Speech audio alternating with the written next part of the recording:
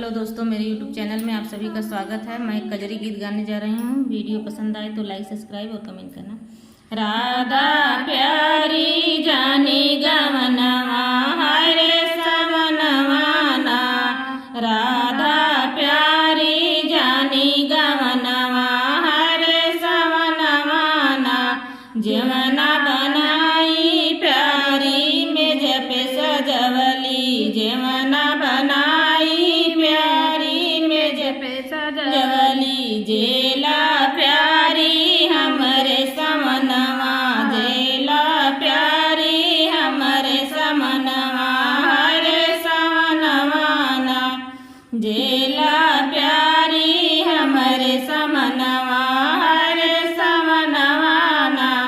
कैसे कजेई प्रभु तोहरे समनवा, कैसे कजेई प्रभु तोहरे समनवा, नहीं हवा नहीं हर के चलनवाना, नहीं हवे नहीं हर के चलनवाना हरे समनवाना,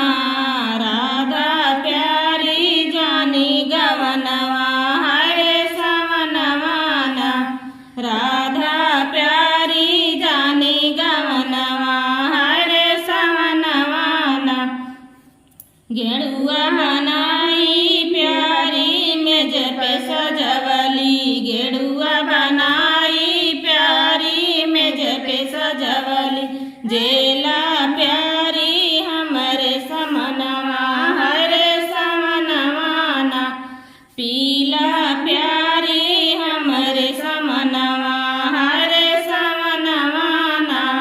कैसे कजेई प्रभु तोहरे समनवा, कैसे कजेई प्रभु तोहरे समनवा, नहीं हवे नहीं हर के चलनवाना,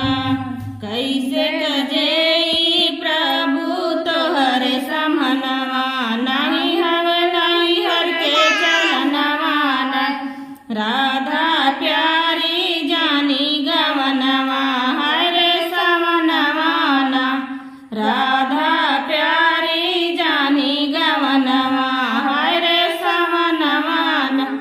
बिड़वा जोड़वली प्यारी में जपे सजवली, बिड़वा जोड़वली प्यारी में जपे सजवली, जे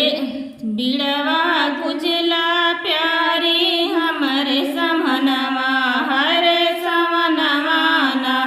बिड़वा कुचला प्यारी हमरे समनवा हरे समनवाना,